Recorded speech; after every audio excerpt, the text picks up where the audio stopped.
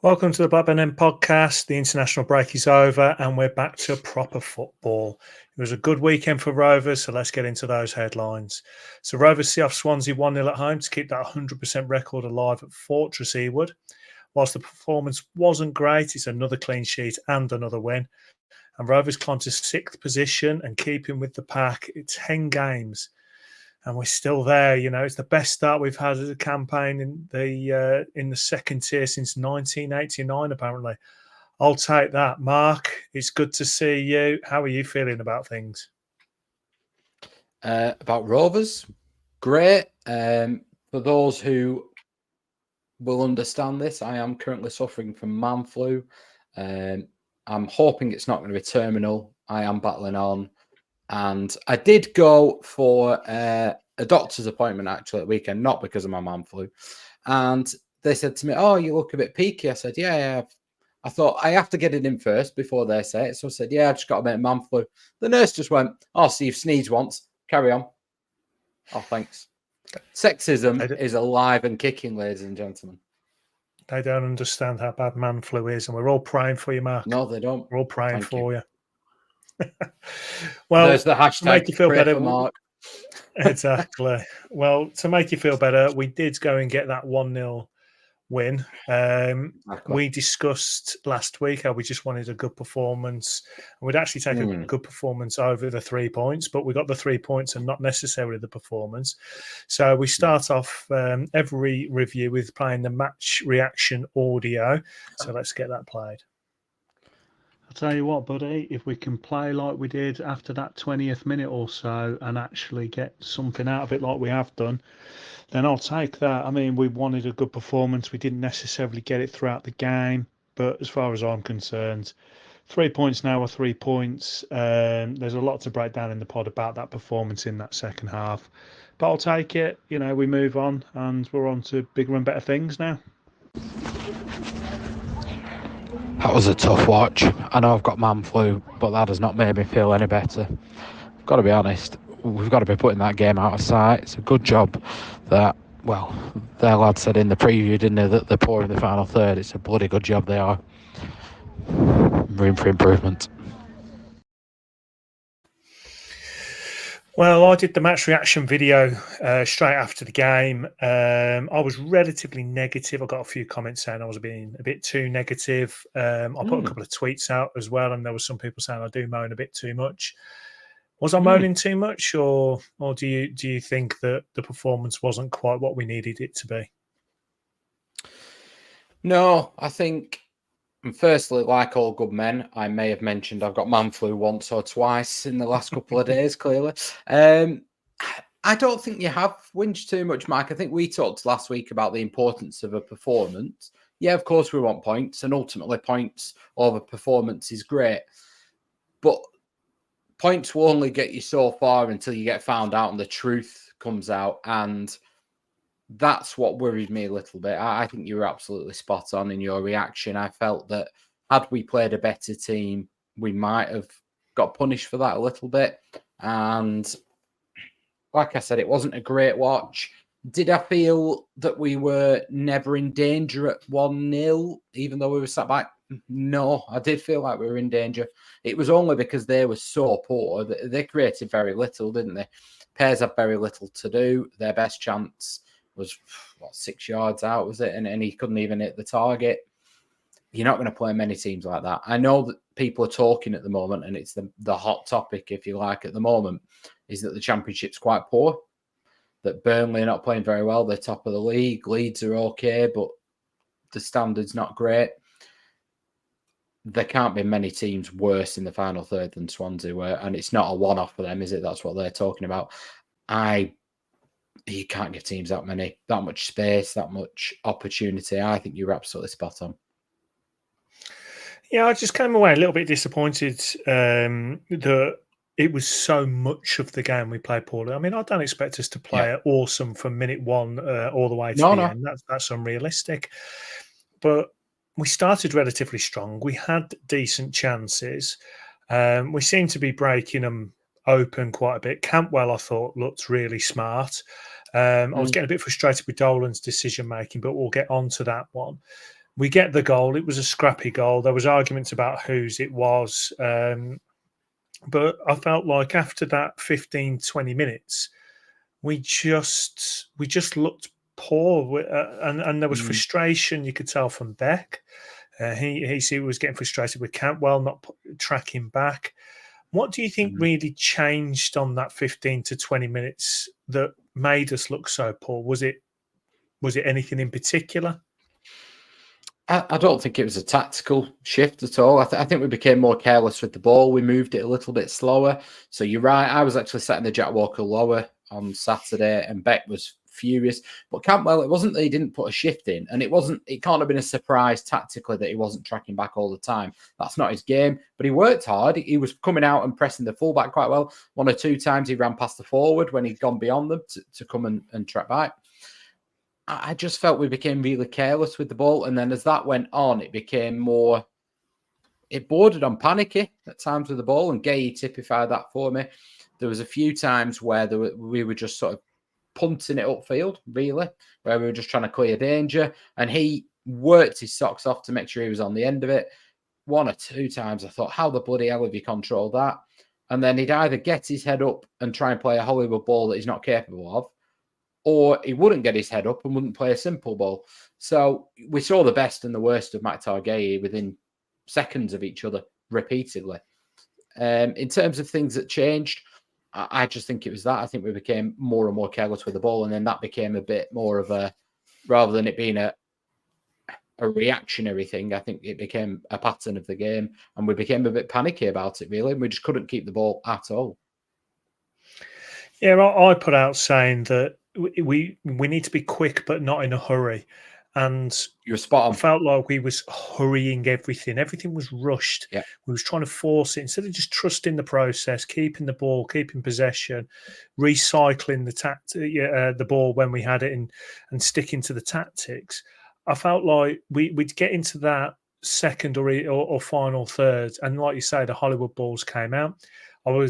Dolan's decision making is really frustrating for me. I think that's the difference between him being a good player, which I do believe he is, and a great player, and making that next step is actually his decision making. There was too many times he was going into blind alleys. He'd look up and there's a pass there, and everyone can see the pass now. I know we've got different vision from where we're sat to what they have when they're on the ground, but it was simple stuff that he seemed to be missing. He seemed to be getting really frustrated with Gueye. There was one time where Gueye had to check his run because Dolan had held the ball on. This was later on in the first half, I think, and he's checked his run, and then Dolan's then played the ball and it's gone out, and Dolan looks like he's giving him a mouthful, and Guye's rightly, but with a smile, he said, "Well, I had to stop. I would have been offside." In other words, play the ball earlier, and I think some of it is going to come down to them getting used to playing with each other. It is only 10 games, which isn't a hell of a lot of games, and hopefully it does start to develop. But I wasn't happy with really how Dolan was reacting to Gueye. You could tell there was a frustration there.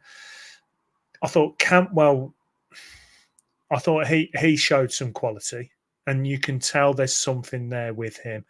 But that front four, so your 3 attacking midfielders and wingers, the striker, they kept rotating position, and I don't like it. I think there's a time for it, but it seemed to happen quite a lot. When you were there, there was one time Gueye was at right back, for God's sake. But, was you getting frustrated like I was with that? Yeah, I think the Gueye one when he ended up at right back was just circumstance, and he covered. A lot of it, Mike, was Eustace talking to them, telling them to fill in when somebody'd gone. So it wasn't necessarily interchanging in an attacking sense let's swap wings and see how the fullback copes. But you're right in Dolan getting frustrated with Gueye, but he wasn't the only one. Eustace, I knew he was coming off as soon as he could, because Eustace was turning away every time he gave the ball. Oh, God, you could see him. He was effing, he was jeffing. All at Gueye. I felt really sorry for Gueye, actually. It was almost like they were bullying him on the pitch in some senses. Everybody, it kind of seemed the easy thing to do. Let's have a pop at him. The only person who didn't actually do it was Cantwell. And there was a point where Cantwell could have done it because he should have laid one off to him.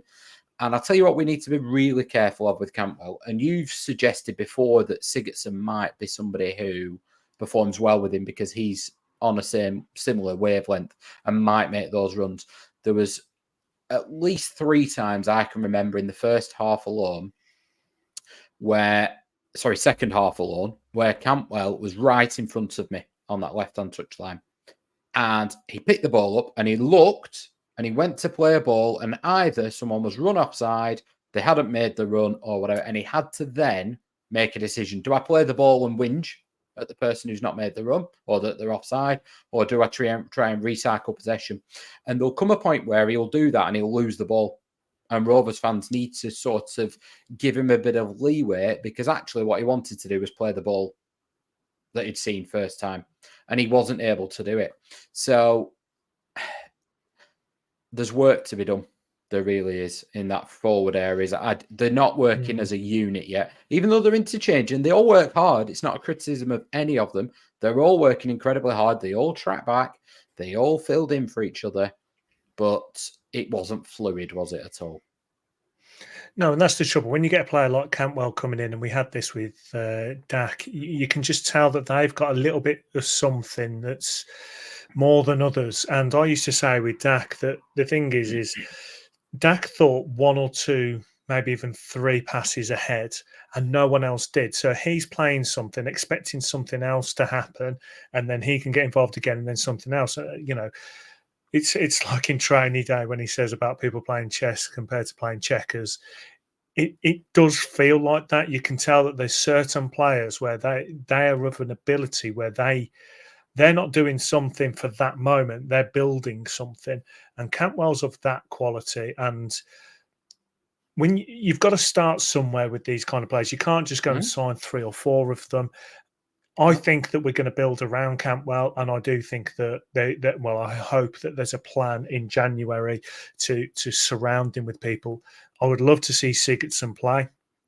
I think Ohashi potentially has that intelligence to play with a Cantwell, because when he comes on, he's got that movement. I do worry a little bit about Cantwell's attitude going forwards, because he did show lots of energy, lots of endeavour, lots of determination. He actually tried to close down. Tracking back, okay, maybe not the best, but that's not Cantwell's game, and he's not blessed with a load of pace. So he's only just come back from. Was he injured or was he just unfit? I can't remember. Just not had a pre-season, has he?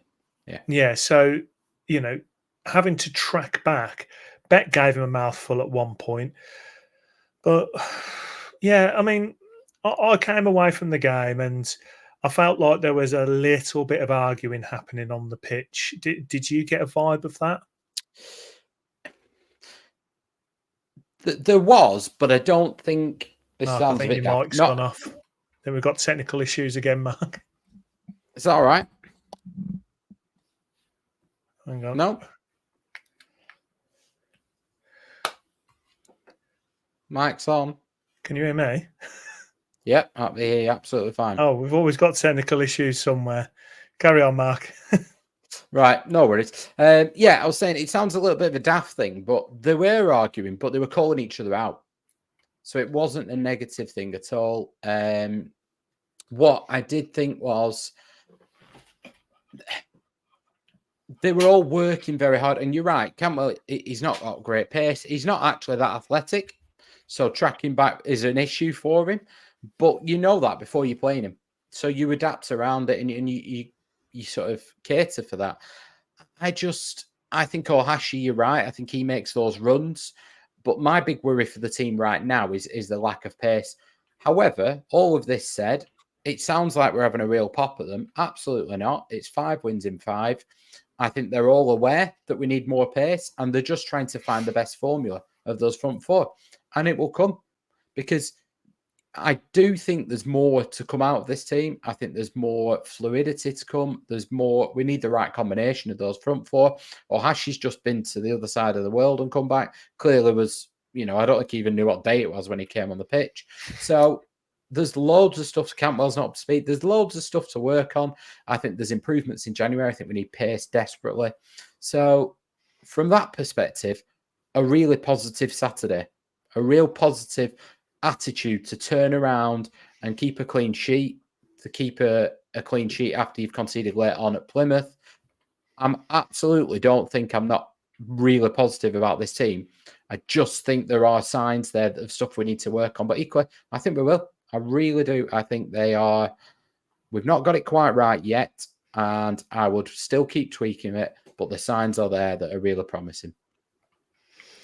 And I'm glad you brought up the clean sheet, because it was something I wanted to talk about, because obviously I don't feel like Pairs had a hell of a lot to do, but I thought defensively and Pairs between them, I felt like they earned it, didn't they? They earned that clean sheet.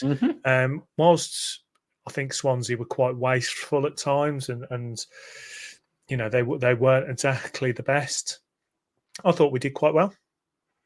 Yep, I agree. So I'm just having a look now at the fan reaction, which is on the Rovers full-time tweet. There are quite a lot of negatives because we're Rovers fans. This is what happens. But let's pick some of the positives. So Tommy said, and still undefeated at Ewood. Well played, lads. Well seen out. Clearly the better team. Could have been more, but it's 3 points and a job well done. Can't fault the home form this season. I won't read the rest because that is slightly negative. But I think that one thing that we have said is it's such a Rovers thing to just throw it away at the end. And when the game was coming into its close, I was waiting for the heartbreak. And it's just so refreshing that heartbreak didn't come. Yeah. So, and whilst I'm saying there's loads to work on, there's loads of things, and I've said Swansea were wasteful and all these kind of things. Actually, the pattern we're seeing now is that Rovers can defend right until the end of the game. I know they conceded at Plymouth, but that was the anomaly, not this game. And that is so refreshing. I'm getting a confidence in the back four, the back five, if you include Pairs. I really am. And Tronstad and Travis in front of them worked tirelessly. My concern is then we're going into a 3-game week, and have we learned our lesson from the last 3-game week?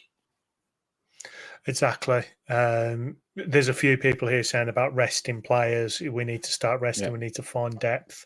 But generally, the rest of these are quite positive. Ground that out. Better performance than the last two. Let's push on. It was a hard watch, but great grinding it out. Didn't play particularly well, but 3 points in the bag, and that's all that matters. And I think that's the main thing that people are taking away from this is it's 3 points, and that is all that matters. But you put the 3-word review out. Have you got any favourites?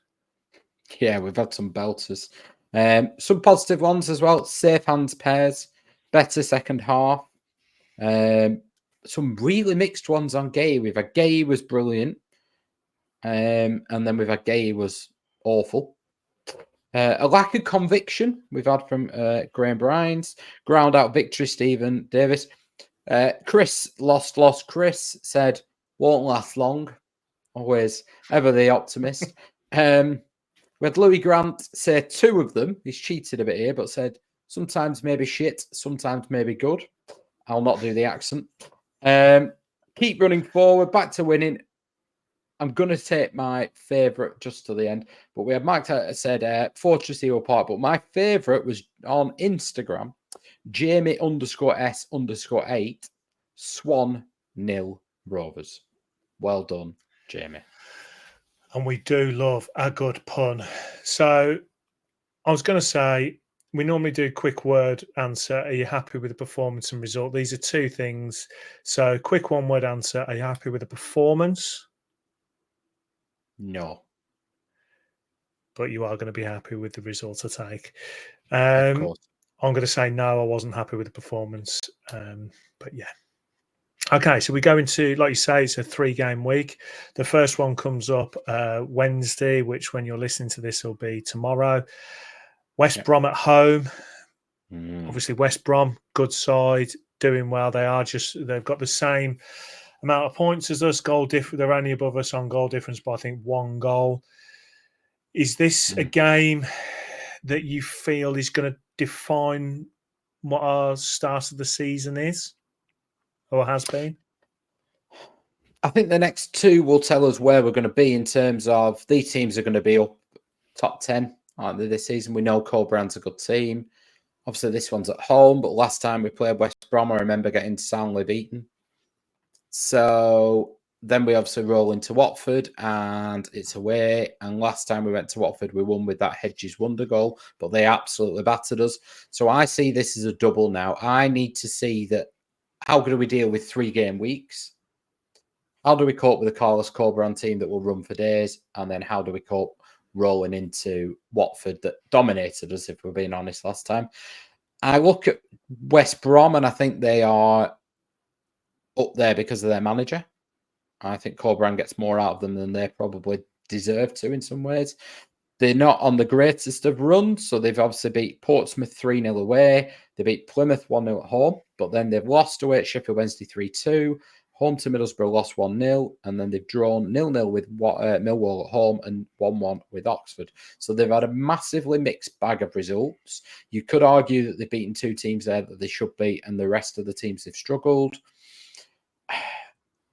I think if we go and beat West Brom by grinding it out or the performance, it doesn't really matter as much this time. The Swansea game, I needed a bit more of a performance to judge where we're at. Now I need to know, can we go on a Wednesday night and get a result? Because that's what we usually struggle with. So Wednesday nights for me, forget the performance. Can we turn up again and get a result? Can you grind it out? However, obviously, love a performance, but big test that, and that will tell us against what I consider to be a good team, where we'll be, can we be top half? Can we actually be knocking on the door of the playoffs? I don't think we'll get in them, but yeah. Yeah, I mean, for me, the midweek games for Rovers, if we're home, I'm confident. If we're away, I'm not. And this being a home game, we got the result on Saturday. I'm a little bit more confident going into this one than I would be if it was away. But it is a lottery. Then midweek games are a lottery. I just, like you say, I hope it's something we grind out and get something. West Brom are a good side. They are a team that are always pushing. And I think it is the yardstick for us. I think if we can come into this game and maybe have a little bit of rotation just to freshen things up. I mean, we didn't mention JRC at right back. So there is some rotation that might start to happen. I think if we can get something out of that game away at Watford, I just want to see us. I mean, let's move on to the Watford game now. So say we get something out of that West Brom game, the Watford game. Do you think it's going to be a case of we just set up camp and hope for the best?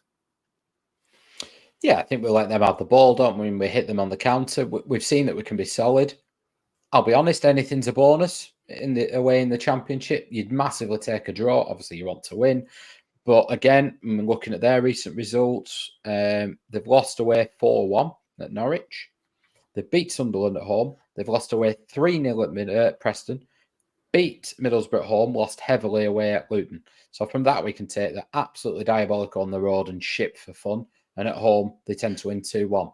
So, the Championship-wise, again, they're probably the opposite of West Brom.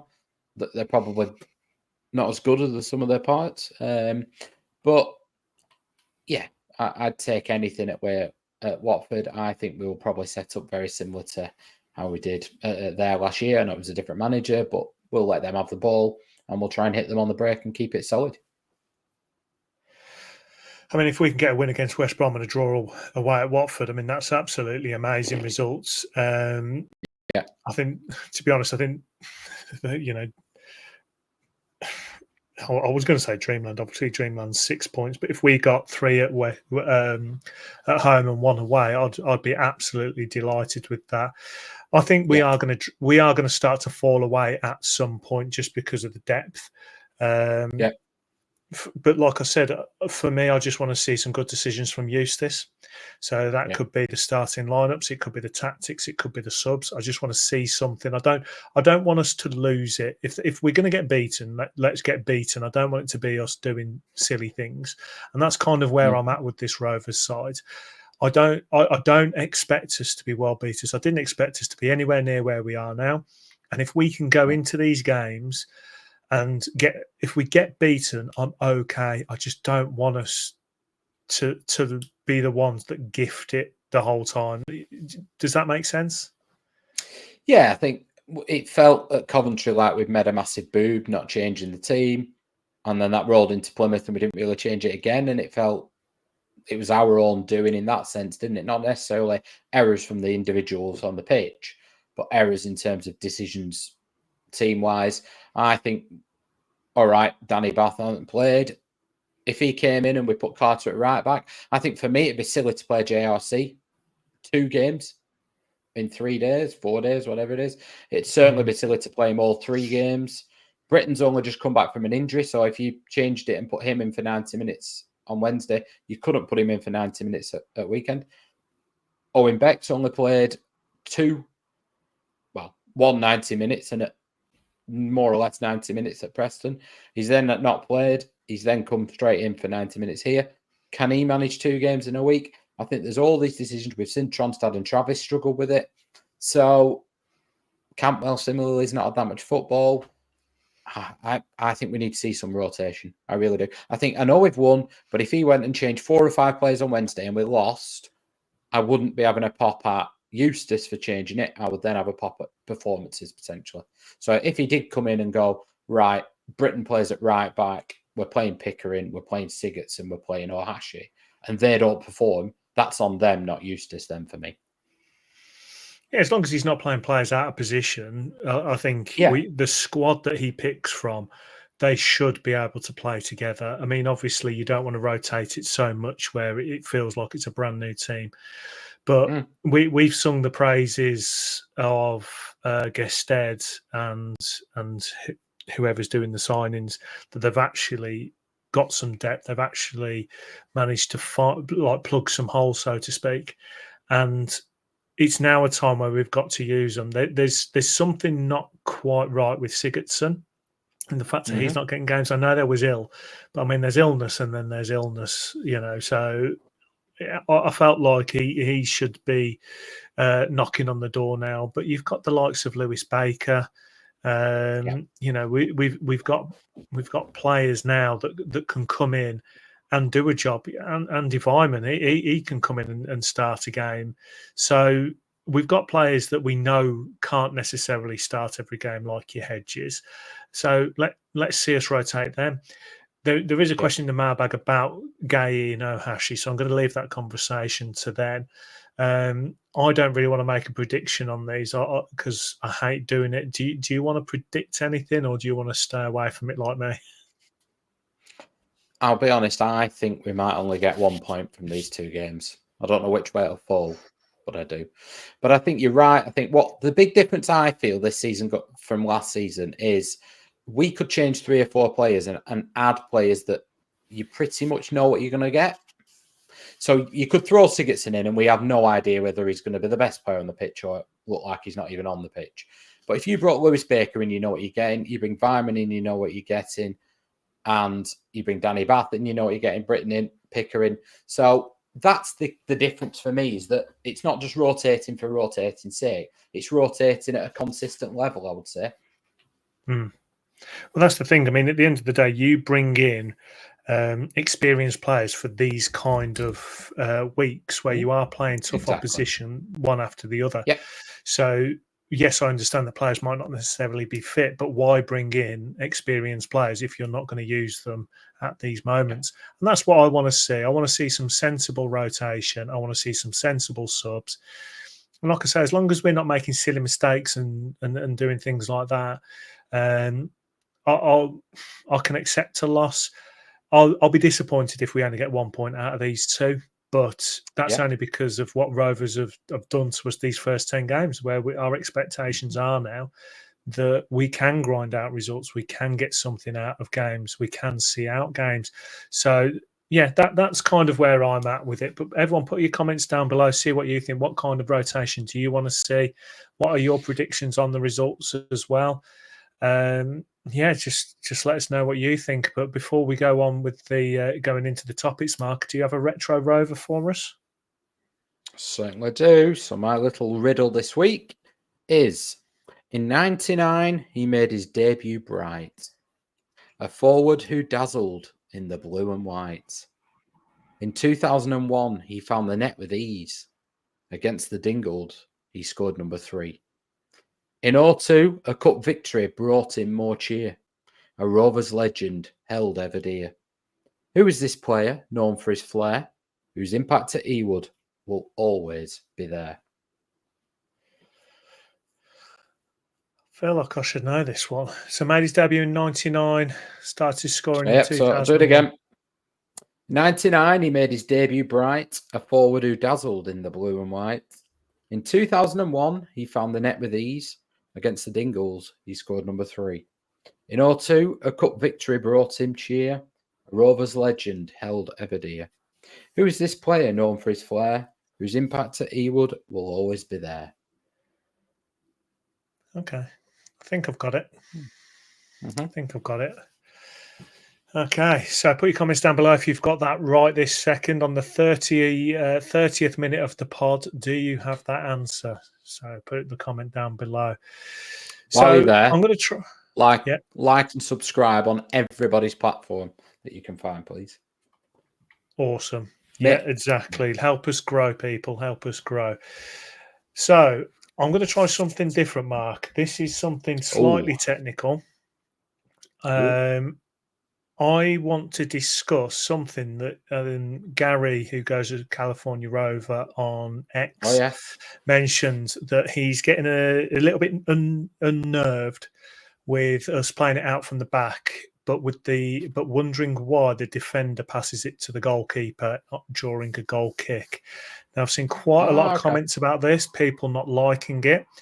And this is mainly for YouTube, the people watching on YouTube rather than the podcast. But I'm going to try and be a bit more descriptive because I'm actually going to share my screen and I'm going to use my tactics board and we're going to see what happens. Okay, so now everyone should on YouTube be able to see my tactics board that I use. So, like I said, I'm now going to try and describe it as well as showing. So what I've done is a bit of a setup that was quite similar to how happened on Saturday.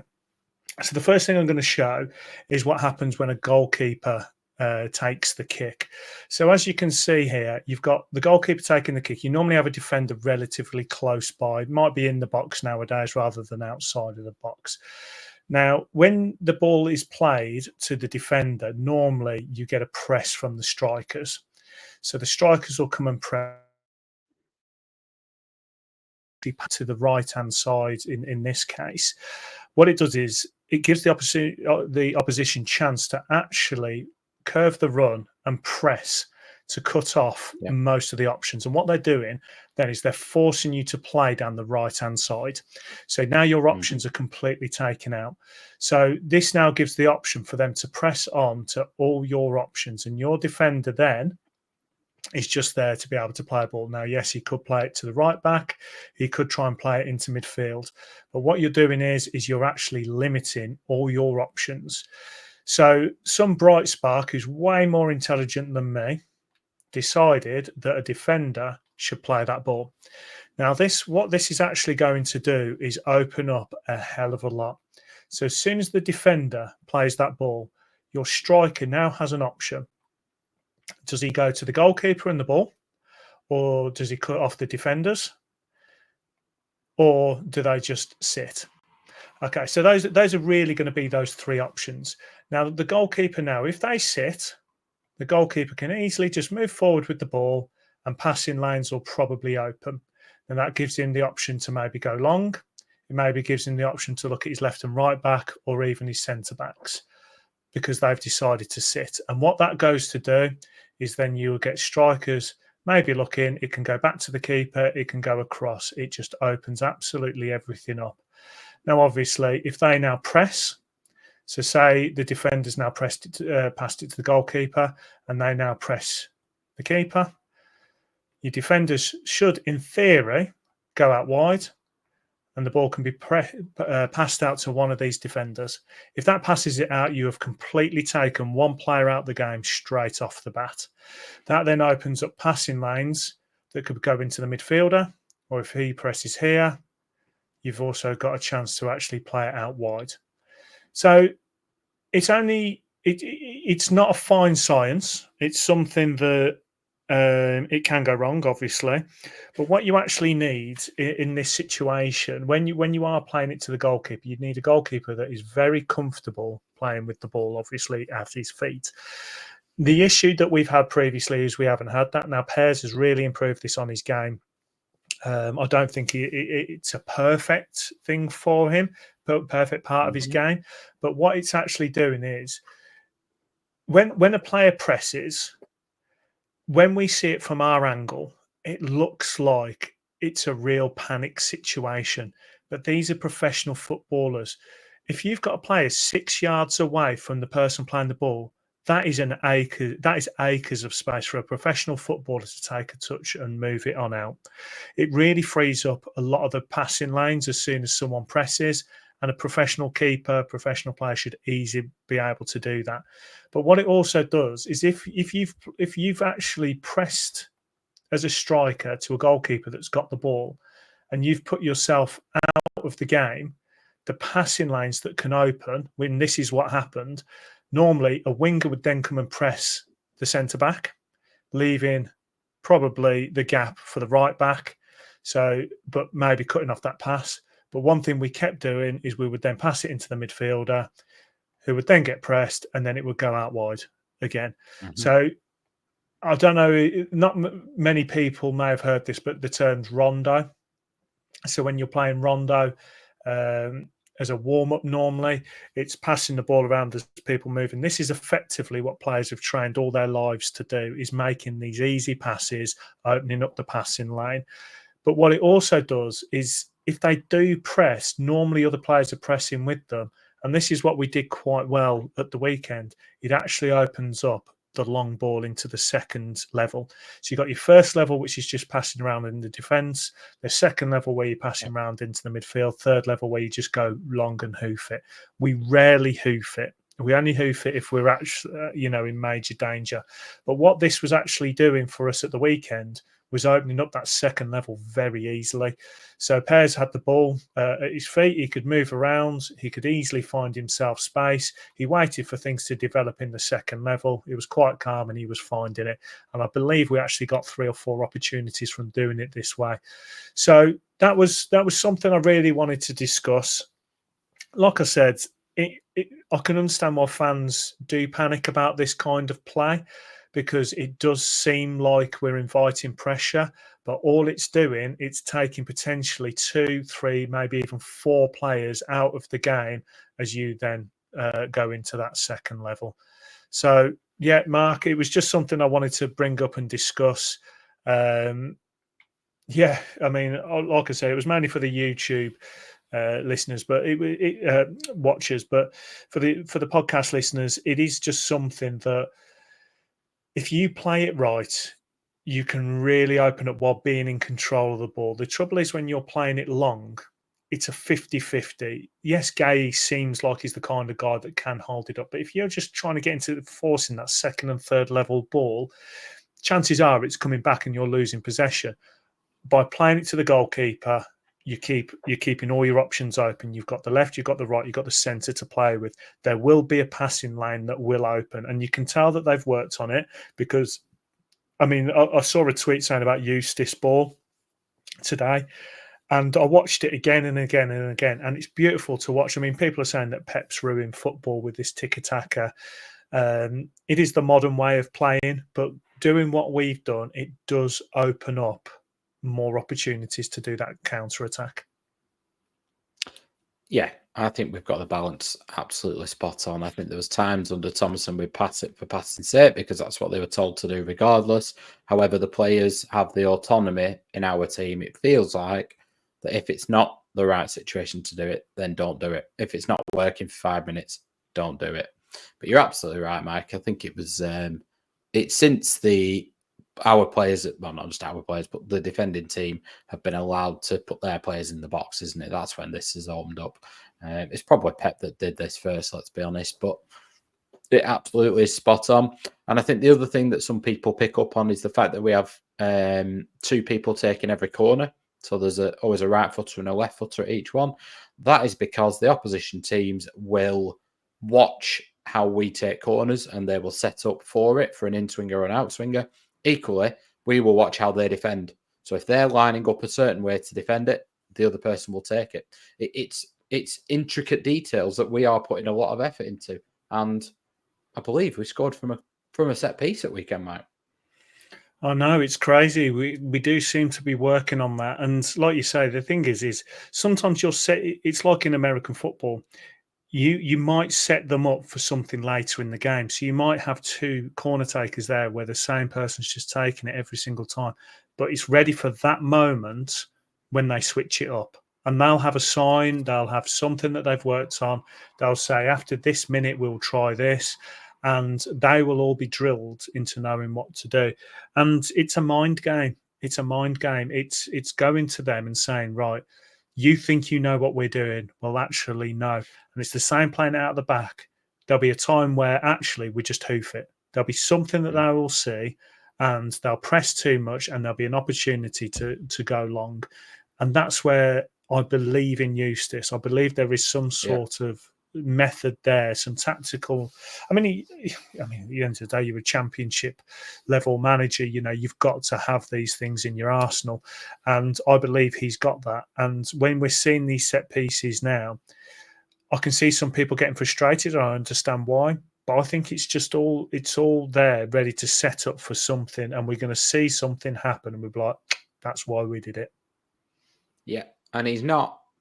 What I like is he's not too arrogant to say, well, we're doing this because of us. I think there's a plan element because of us, but equally there's a plan element because of the opposition. And he will change things. He will spot things. He will spot weaknesses in opposition, and we will exploit them. So, long may it continue. I mean, how did you feel how we was playing it out from the back? Did you like Absolutely it? Fine. Yeah, absolutely fine. I didn't think we were taking unnecessary risks. I thought, actually, if anything, there was a few times where we cleared it too long, too often, where, you know, a couple of the defenders were not necessarily from those situations, but where they were looking for Gueye because he can get hold of it in the first half. I thought that was an option that was becoming used a bit too frequently, but I'd rather they did that if they felt it wasn't right to play it out. I think we only ever do it when we feel comfortable doing it, which is all I ever want. Under Thomason, and I know obviously that's the comparison we always make, but it's the obvious comparison. It felt like we would do it regardless, and that's not what makes a good team, and that's not what makes a good manager. You do things if they're working. If they're not working, you change it up. Fine. And that's the beauty of doing it how we're doing it, because it does open up that second level. So if you can't pass it around at the back like JDT used to do, and like you say, passing for passing's sake, if you do it this way, it does open up that second level, and it is an option, and that's where there's less danger. So obviously we saw it under JDT where we would pass, lose it. I mean, there was the Plymouth game where we did it, and you're just passing it and you're inviting danger. One slight mistake, that's it. They're in your box and suddenly it's all hands to the pump. Whereas if you're actually got that option of plan B, which is second level, I mean, I've seen players just get rid as well, which I like, because they're giving him the freedom to make that decision. And I think this is, I mean, going back to Pairs, I think this is why he had quite a few issues, because we was asking him and Volstead and even Kaminsky at times to do stuff they weren't really comfortable with, which was holding on to the ball too much at the back, and they didn't have the freedom to be able just to make a decision, either going second level or just absolutely getting rid. And that's what I quite like. I don't feel, I'm never panicking. Well, I say never. I've rarely panicked this season when we've played it out, when we've been playing it around at the back. Yeah, I agree. And for those fans who say, oh, it's modern rubbish, you know, it's just, we're not good enough to do it. We're a championship team. Just knock it long. Let's be honest. How many? All right, Gueye's won a lot of them. But other than Gueye, and how often can he keep doing it? Quite often when that happens, and if you look back at I often watch old Rovers season reviews or old games when they're on. 9 times out of 10, you don't win that ball, or you certainly don't win the second ball, and you've lost possession. And teams are too good now at keeping the ball. Back then, in the 90s, teams equally would then knock a long ball forward to theirs, and you might win it back. Now, you don't see the ball for another 5 or 10 minutes, and that's when you become knackered. So, yeah. Exactly, and the speed of the game's changed as well. The speed of the game. Yeah. So you've got pitches that are like carpet. You've got balls that ping. You've got players that are fit and faster than they ever were. So if you hit it long and you lose it, it doesn't take them long to be straight back in your face in an attacking attacking part of the pitch. So back in the day, really heavy mitre balls. I mean, we've played with some dog rough mitre balls, haven't we? Where they, they quite easily knock you out. And boggy pitches, massive leather boots that aren't what they are nowadays. You didn't have the speed of counter-attack like you used to. So when you did hoof it, you did have a chance to kind of, regroup and get the ball back. I just feel like that part of the game's gone. I think eventually the game will evolve again, and there'll be someone that will go back to 4-4-2, and it'll start working because no one's used to using it. But I think right now, the way that we're playing, it's the modern way. It is the way. And at the end of the day, it's working. We're doing way better than we ever thought we would. Yeah, and that's the key. I never feel under Eustace that we get too bogged down in one way of playing. If it's not working, we change it. And there's always a reason why we're doing it. And it's not just because we think that's the right way to play football and we're doing it regardless. So that's what is important for me. I trust him. Me too. Well, normally we have 2 or 3 topics to talk about, but we've decided today that we've had a lot of mailbag questions over the last couple of weeks. Some have been banked, and we've just put them to one side. So there's a few I actually want to bring up. We've actually had some people emailing in to the Blackburn End at gmail.com. Make sure you do use that, or you can respond to us on X, put comments down below. We do read everything. So one of the ones I wanted to bring up was from Ruth Gill, who had said, "Hello guys, had a random thought tonight. If we were to go up tomorrow, who do you think would keep their places in a Prem team?" Now, this is a tough one because I'd assume that they've got us there, so you've got to give them the right to have a chance. But Prem quality right now, I don't think we've got many that I would say are Prem quality. I think Cantwell's Prem quality when he's fit. I think when he's fully fit, he will be Prem quality. I think Hayden Carter's another one that will be there eventually. What about you? Is there any names that you want to mention? I think you're struggling, aren't you? I think you're right in the way that you've judged the question, is that not who might keep their place, but who's probably Prem quality, who's Prem ready or nearly there or has the capability to get there.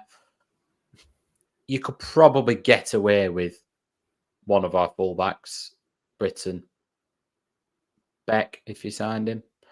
And there's not too many others. I think Tronstad's the obvious other one, but I just worry about the speed of the game in the Premier League. I think it is physically sometimes he can struggle with that, and the speed of the transitions in the Premier League are like lightning. That's the big thing you notice. So you could possibly make an argument for Tronstad. Britain maybe will keep his place, but I think you'd be looking to upgrade. And Owen Beck, maybe another year of league football. Would he be ready? You'd probably say he's got the potential to be. But yeah, there's not many, are there? But that said, Luton gave themselves a really good account of themselves, didn't they? And they kept the majority. So that shows if you've got a way of playing and you've got a manager who they're familiar with and they trust, you can get a lot more out of players than actually what you would if you were just plucking them out and putting them into a Premier League team. There's not many players that I think would be signed for the Premier League, but that doesn't mean they couldn't do a job for us with a few additions. I just think the ones that you've mentioned are the obvious ones. How many Prem appearances did Amari Bell get? Too many. Probably 30. Exactly. If Amari Bell can go and get Premier League appearances, anyone in this team could go and get Premier League appearances, because you just never know who's going to adapt as well. No. Because the game is different once again, and some players will step up. Yeah. Dolan might really step up. I mean, he did really well against Leicester, didn't he? When we played them in the cup, he's someone that might actually just click and actually step up and go further. You know, Ohashi, players like that you know look like they have a bit of a technical mind. They might step up. It's so difficult. I mean, there is another question that I actually want to, which builds onto this. So Chris lost Chris. He said, "What will you want to see to describe this season as a success? And do you believe you'll ever see Rovers in the Premier League?" So based on the previous question and this one, I think with this current squad, no, I don't think we will be seeing this current squad going into the Premier League. I can see building blocks. I can see there's things happening that's making me feel like we're building that way. So to go off Ruth's question and on to Chris's, I don't think that this team has Premier League quality. I think this team now has the quality to compete in the Championship with a few extra additions. Are you kind of along those lines, or? Yeah, very, very much along those lines. I think we've got a solid Championship team, a reliable Championship team, a very good Championship team, with the likes of Carter and one or two others that will make it into the Premier League at some point. But we're quite a way off getting into the Premier League. I think we are, attacking wise, I think we need reliable goal scorers and we need pace for me. I think the teams that go up from the Championship, very, very rarely does a team go up without having some outstanding element in that final third. And that can come from a loan. That can come from somebody who just a bit of a rabbit out the hat. And I don't feel we've got that right now. No, and I'd love people to go back to the previous pod and where you discussed about what gets a team promoted. I think it's really interesting when you broke that down. It's really interesting to see. But there's always an X factor with the team. There's always something. There's always an identity, and I'm not sure what our identity is. We're getting results, but I'm not sure why we're getting results. Normally you've got a team that's really big and physical, or really fast, really technical. There's something about them. We haven't got that. And I think that's testament to how well Eustace is doing. But that's kind of where I'm at with it. And to go back to Chris's question, like, what would you describe this season as success? So what does success look like? Success to me looks like doing better than I feel like we should have done. So for me, I thought we might have been in a relegation battle this year. So for us to finish mid-table with the signings that we've had, I'd see that as a relatively successful season. What would you say? What defines success to you this year? I think if we are coming into the podcast at the end of the season, and you can see how we need to improve, but the quite obvious and doable things for us to then challenge the playoffs next year, that's success, because that means we've got a real foundation. We've got a real solid way of playing, a solid group of players. Doesn't necessarily mean that we've got 9 that start every week or anything like that, but that we go, right, we're just missing this and this, like we were under Thomason 2 years ago, was it? Where we said we're just missing a couple of key positions. If we go and get that, we could challenge the playoffs. I think if we're in that position at the end of the season, that we think, I can see where we're going with this, we're a couple of jigsaw pieces missing from the playoffs, that's success for me. Because at the beginning of this season, I had very little expectation, very little excitement going into the season, because I thought we're going to do nothing. At best, we'll finish mid-table. At worst, we could be in a relegation scrap. I had very little fire for the season, which is, I think, where a lot of people were at, which is why the Derby game really ignited that. I think we all went into that game with no hope, I don't mean as in thinking, oh my God, it's the end of the world, but as in nobody really knew what to expect. And everyone was kind of going, right, go on then, show me. Whereas sometimes you go into the season, don't you, with your expectations way overinflated and you're like, come on. And then the team come out and you go, oh yeah, I forgot we still play like that. We all kind of went into the game going, go on then, let's see what we've got. And we all came out of it going, I quite like that. So I think if we continue to the end of the season with a good, solid championship team, but a clear way of one or two key components away from the playoffs, success for me.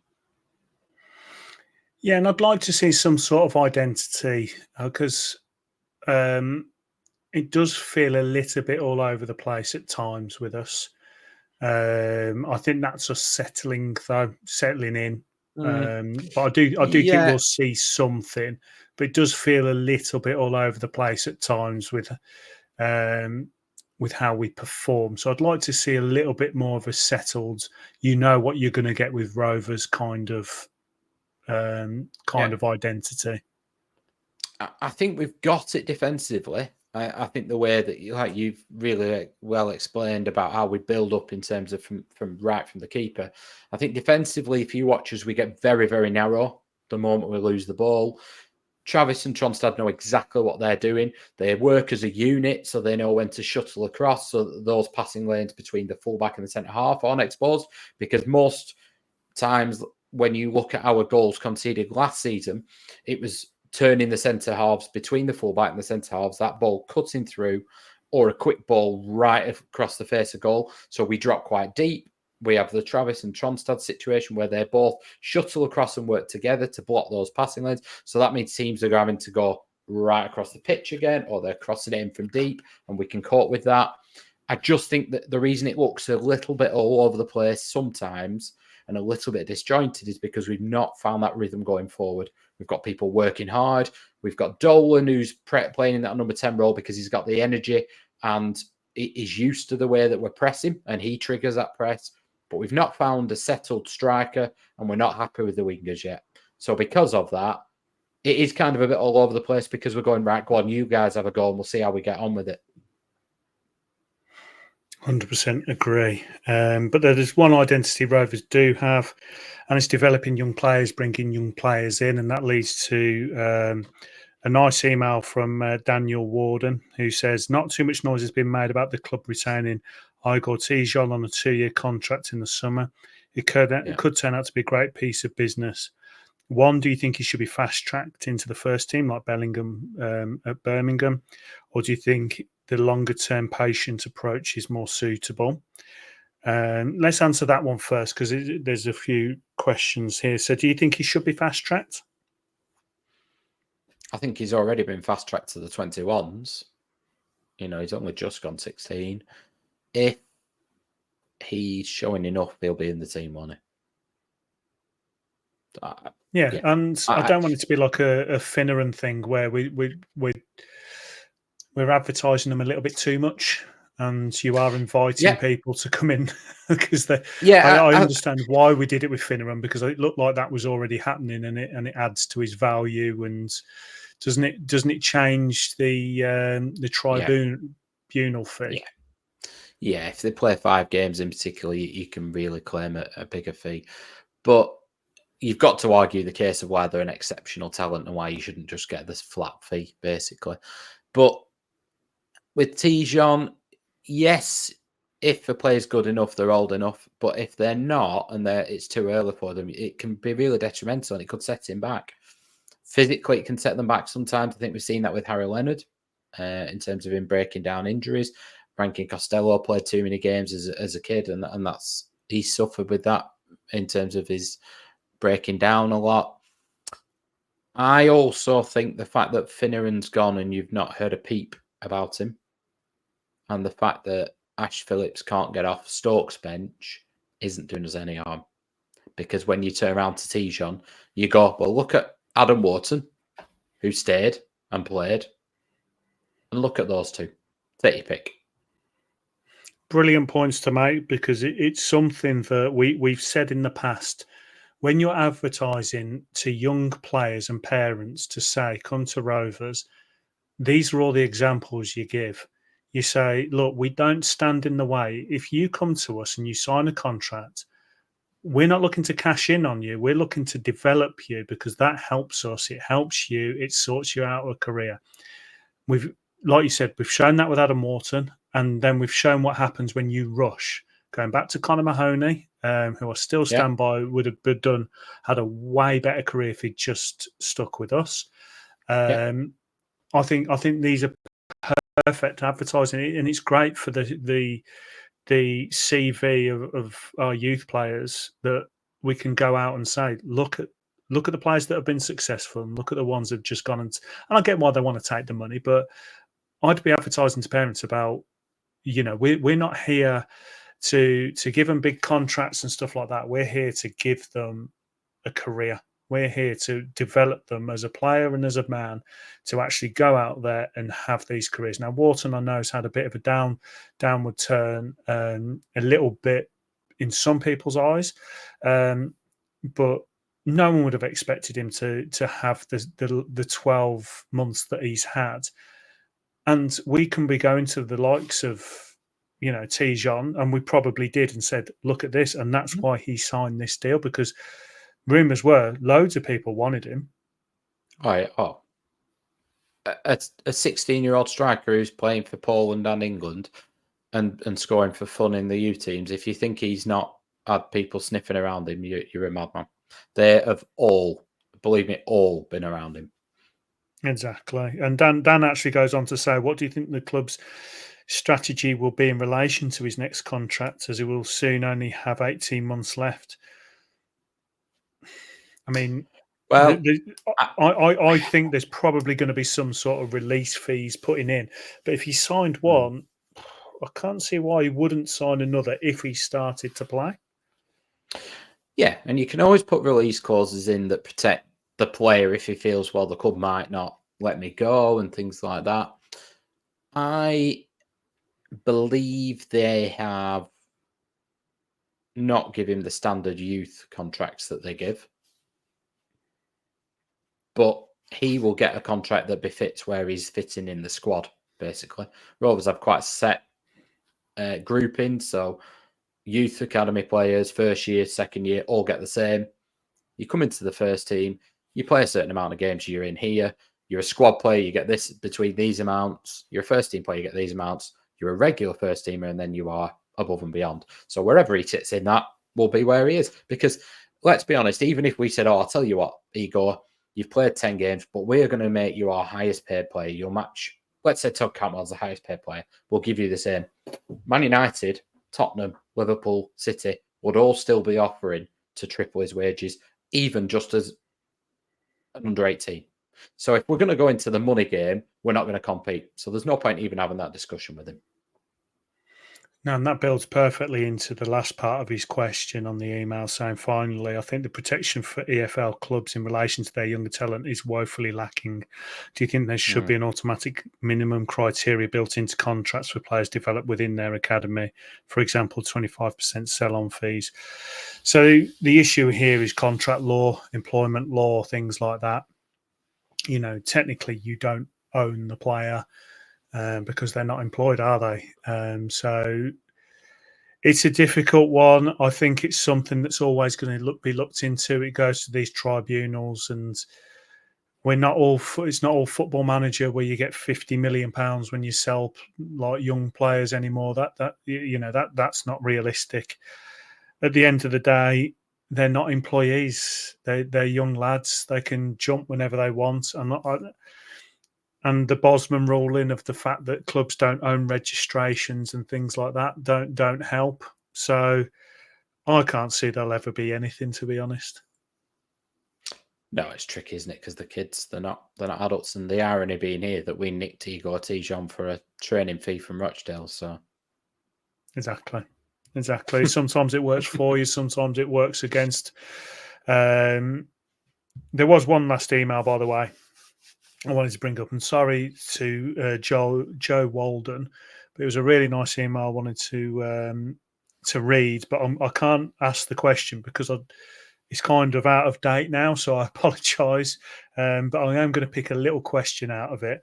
But we put Joel here from New Zealand. Recently found the podcast and love all the analysis and ability to stay up with all things Rovers from the land of Ryan Nelson. What a guy, Ryan Nelson is. It's great to have you listening. But the question is a little bit out of date, so I'm going to twist it a little bit. And he put that we've seen Rovers struggle attacking wise. Now we did see that kind of this weekend as well. Why do you think that at times we really struggle in that final third? Pace. I think we're lacking people who can run in beyond. So if as a defensive team, if you're a defender now, you've got, what have you got? The ball in the air, the ball in behind you where you have to turn quickly, or you've got runners running in behind and you're thinking, do I go with him, do I not? We can challenge in the air all day long, but generally speaking, the EFL teams can cope with that. So the next option to mix it up is the wide players running in behind, our Adam Armstrong used to do, and Brereton will do it now and again. Or you've got the striker who's going to run in behind. We don't have any of them options. We've no pace, no lightning pace anyway. I think Cozy Juby looks like he's got quite quick feet, but we've no lightning pace. And until we get that, we're going to struggle because he can defend against, you just drop off against us and it causes us a bit of a problem. The one change to that is Cantwell, because he will drop in the pockets and they won't want him in space. So if they drop off, that's a potential opportunity for that. I think it's pace. Yeah, not necessarily even that individual player. It just gives you the option and it makes the team wary, so they might drop off. There was an analysis on Monday Night Football, I think it was the other week, and it was talking about just that threatening of pace from England when Watkins came on the field against, was it Holland in the Euros? And they immediately dropped off. So when Kane was playing and they knew he wasn't going to go, they were able to creep up and up and up the pitch. The moment Watkins came and he made one run in behind, even though he didn't get the ball, they went, oh no, we're going to have to be on our guard here. And it made them drop off and created the space for your Bellinghams, your Fordens. So for us, that will be Cantwell, Dolan, Hedges, Sigurdsson, whoever's playing in those roles. We don't have that threat in behind. And until you get that, it can be quite difficult without a master stroke from a Cantwell, Dolan. You need somebody to really pluck something out. And these players, they go for big fees. We haven't got the kind of money to tick all these boxes. You're not going to have pace, strength, ability in the air, ability on the deck, and all of this in one player. You're just not. And we've said that Dolan has quick feet, but he's not necessarily the fastest. I've always liked the idea of a pacey striker ever since, back in the Michael Owen days of knocking it long, letting them run after it. We had it with Adam Armstrong, but we didn't really use his pace then a hell of a lot because of the way that we played. Yeah.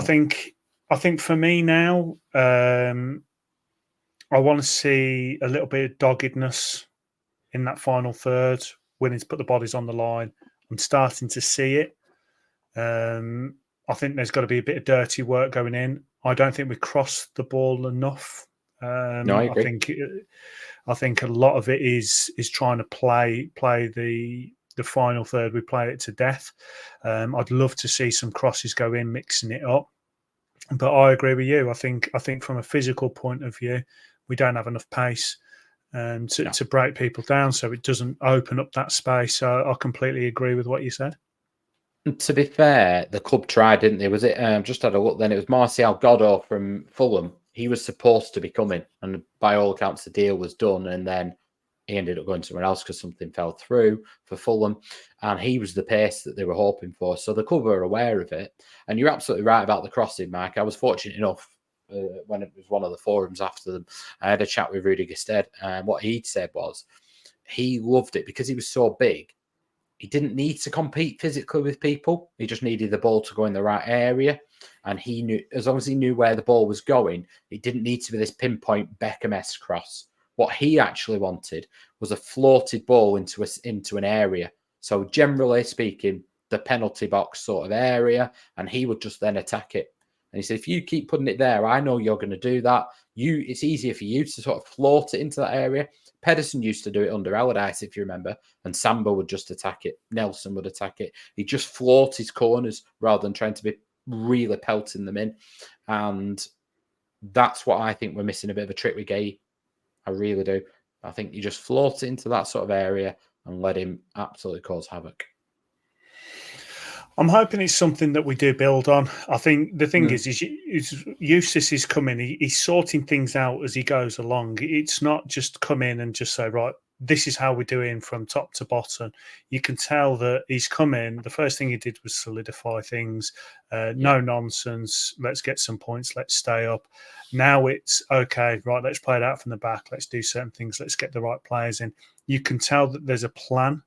You can tell that there's little points that we're hitting as we're going along.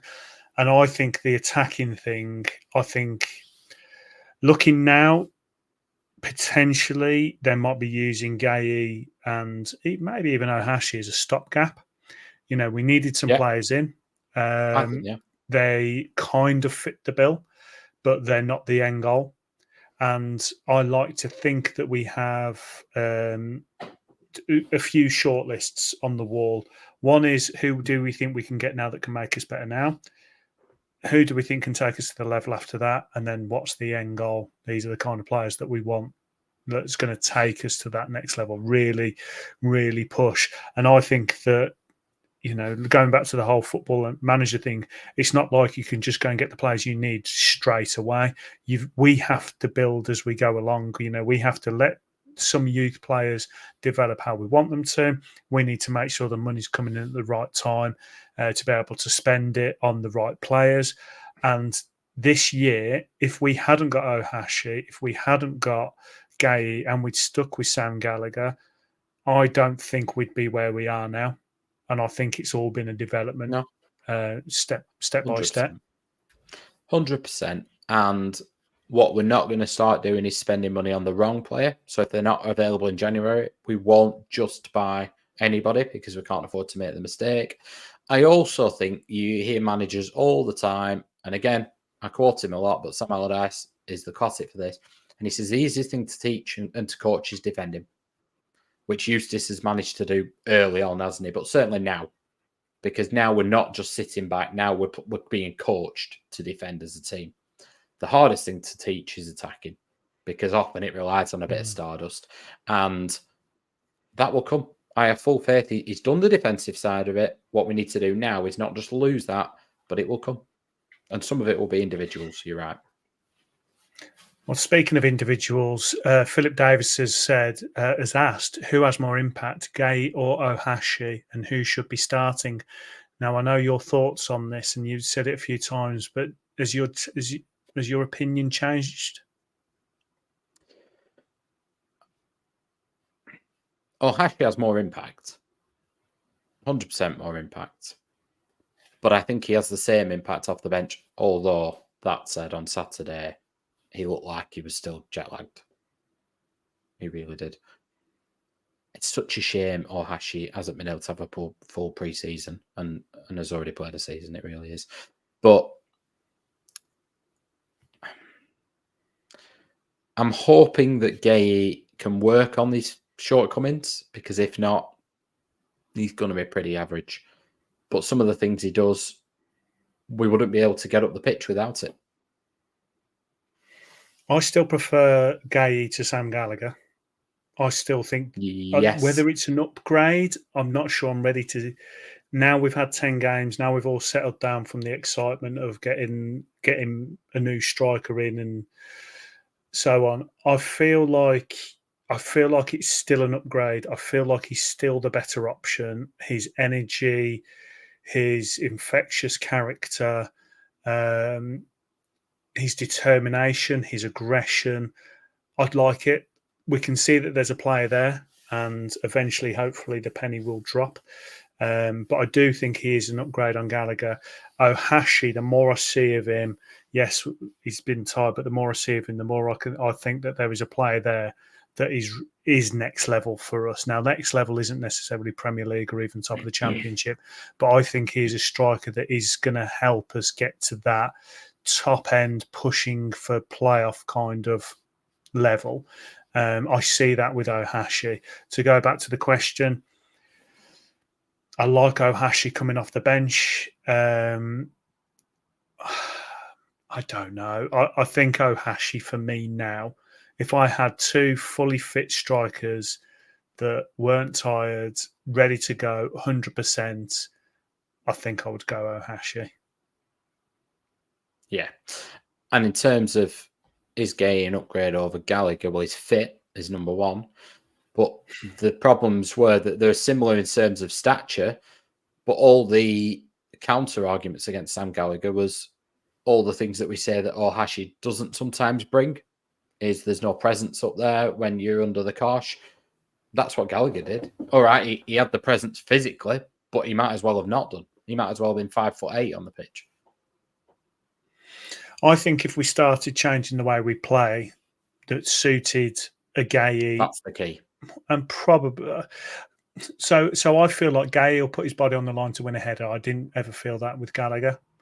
Yes. So I think if we started crossing the ball now and letting him just stay in that number 9 position and just say, look, you might not touch the ball a hell of a lot, but we're going to give you chances and we're going to be knocking that ball in. Just go get it. I think we will see what Gueye is all about.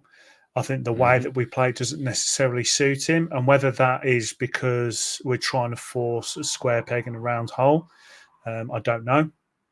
Because I know that we did look at other strikers, like you said, and there was Rio Jermaine, and there was there was talk about him. So whether the fact that Gueye is just playing more than what they thought he would, I mean, the long lost Telolovic, obviously we took a gamble on him, and that didn't work. But I've seen things out of Gueye where I'm just like, there is something there I'm happy to go with. I'm happy to have him as a squad player on the bench coming on, things like that. But as a starting striker for me, if everyone's fully fit, it's Ohashi. I'd love to start seeing Harry Leonard come back, and I think he's going to be a cult hero going forward. There's something with him. Yeah. He's got that instinct as well, but I think he's not the kind of player that is going to come in and be physical. Well, he's definitely not going to be physical, but I think he's going to be, like you say, he's got to work on that being bigger, stronger, hasn't he?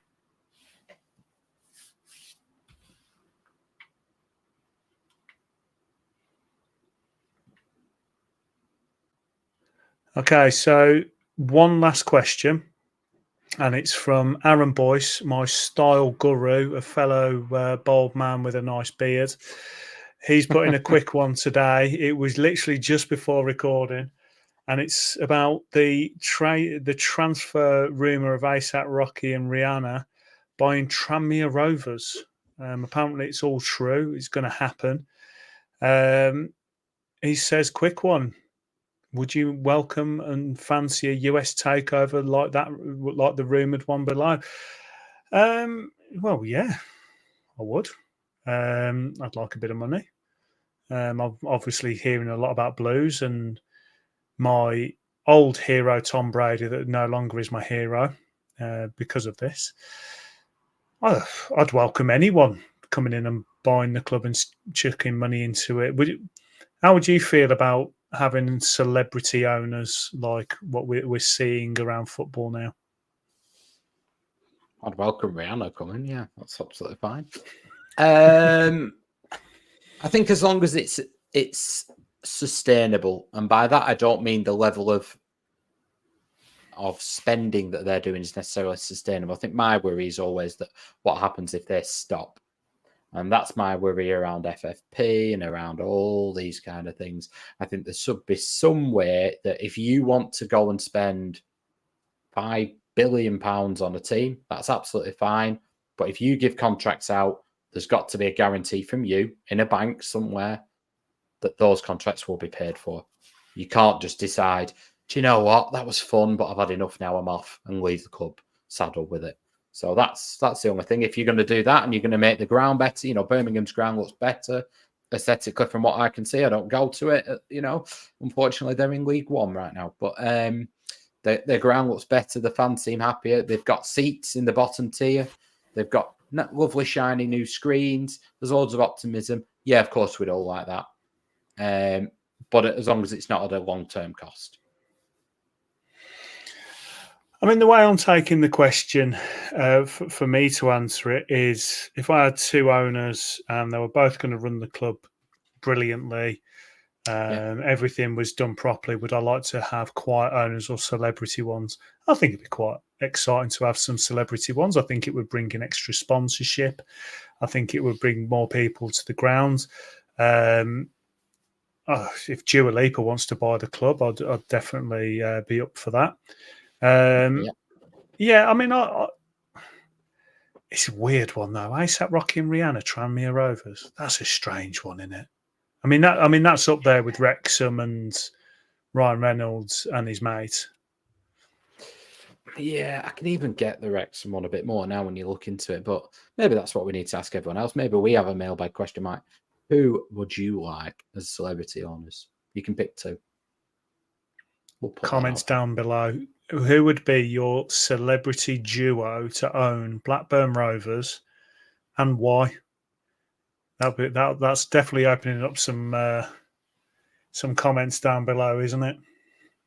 You never know. I mean, I've obviously done a spot of fishing during the international break, and I seem to have caught an awful lot of Dingles, Leeds fans, and Preston fans on the end of my fishing line.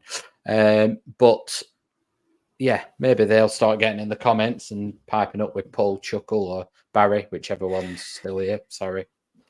But yeah, take your pick, Rovers fans. Well, who would you like as your celebrity owners? And if you've got any questions for the mailbag, stick it below. Email us at theblackburnend@gmail.com.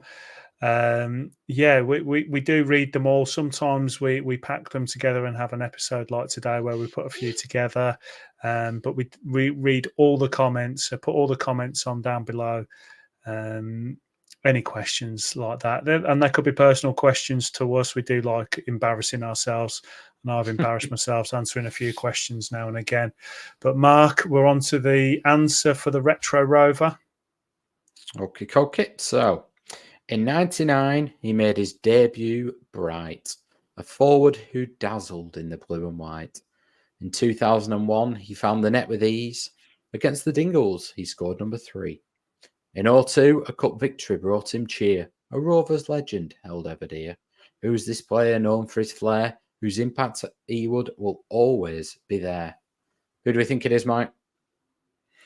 Well, first off, I think you should be doing the CBeebies reading a book. I mean, the way that you read, it's soothing. It's soothing, and I'm sure all the moms would love you reading a story to them as well. I don't think they'd be too happy if I was kicking Tom Hardy out the way, but yeah, I'll do that. That's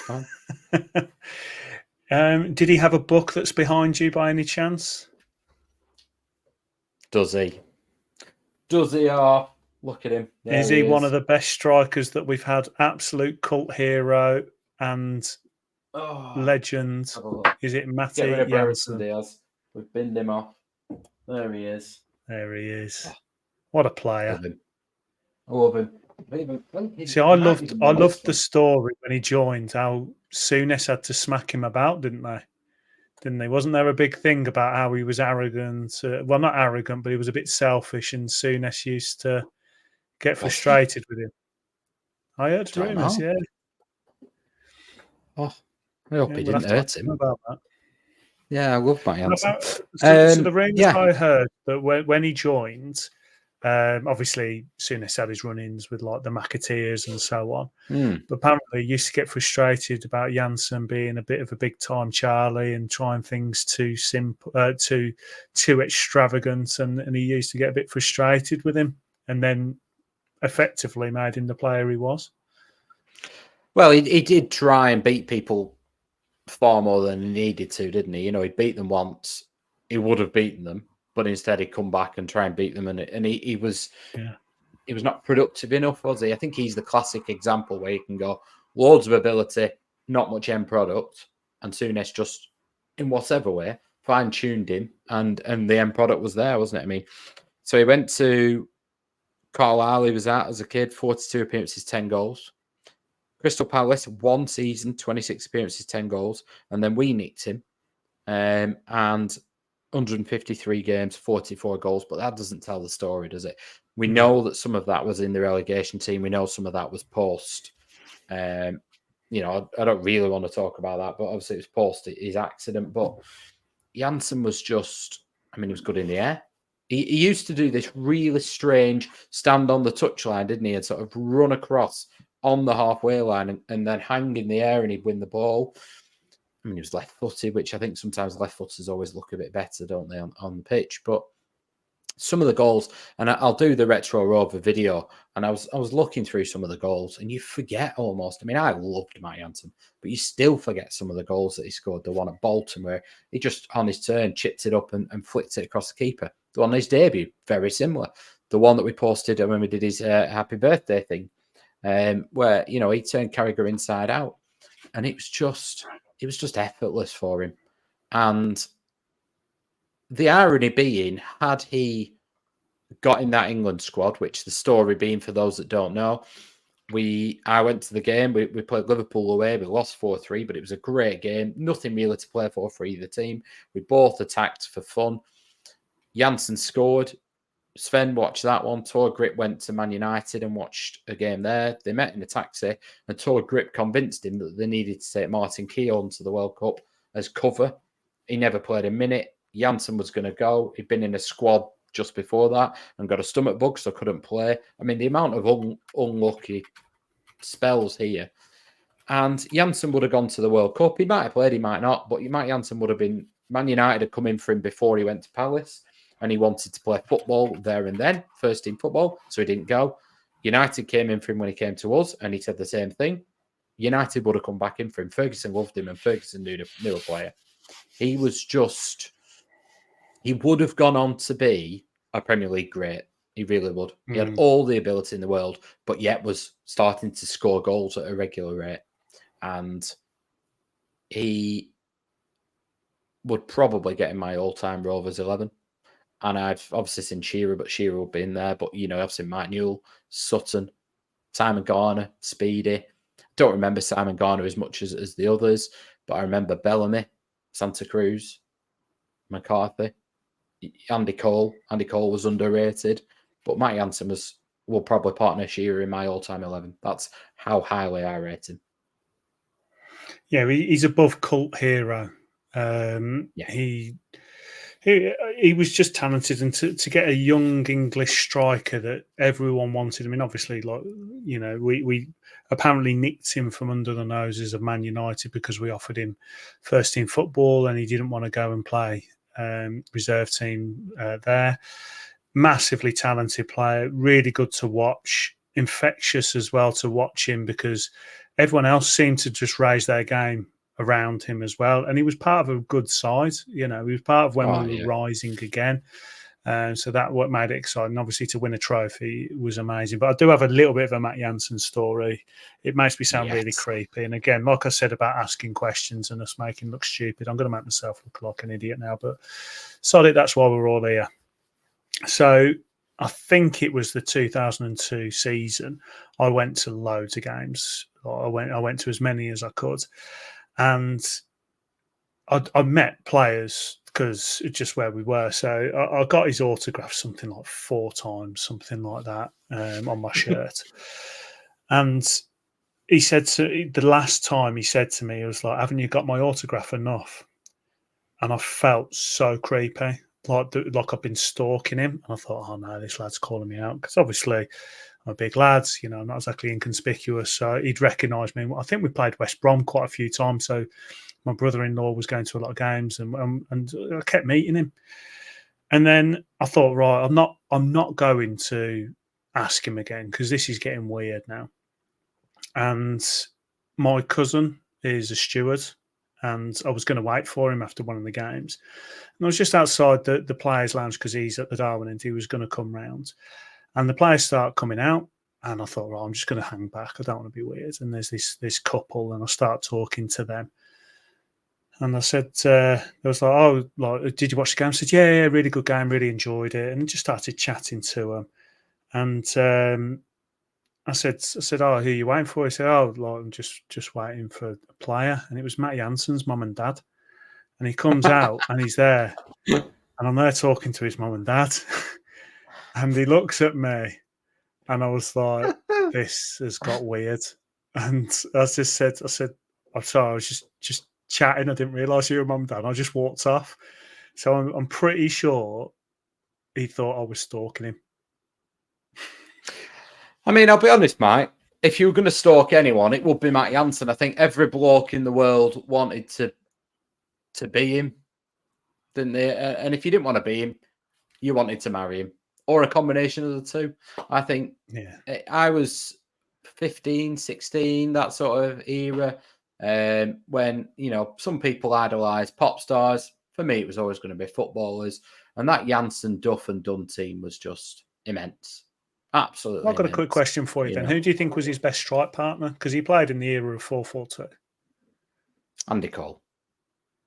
They were just unstoppable, the pair of them. They had that spell where, I mean, he had Marcus Bent, didn't he, that played off him. He had Nathan Blake for a little bit. Ashley Ward. Obviously, we can't forget Ashley Ward. But, yeah. No. Andy Cole. When he came from Charlton, I forgot how good Andy... Well, I didn't forget. I didn't realise how good Andy Cole was because he was always touted as a goal scorer, wasn't he? And he scored that on his debut against Charlton. And, I mean, they fired us to Worthington Cup glory. But, yeah, I just thought they were bloody good, the pair of them, weren't they? You? It's a great retro Rovers to talk about. I know that he's a player that you've always enjoyed watching and have a soft spot for, but I don't think you're alone in that. I think, especially people of our age, where we witnessed Rovers doing good things in the 90s and then to drop like we did, but then come back with players like him. He epitomised for me the new era of Rovers, that we could go and get these exciting players. And it was a great one this week. Absolutely. And happy birthday, Matt Jansen. Mike says hi to your mum and dad. Oh God, that was weird, mate. I genuinely thought I was going to have the police call me at some point to say, can you stop going to Rovers games? Bit of a weird one, but we'll leave it there, Mark. Another 90 minutes, great conversation once again. Everyone put comments down below where we've asked you to about all the questions we've asked you. Mark, always a pleasure.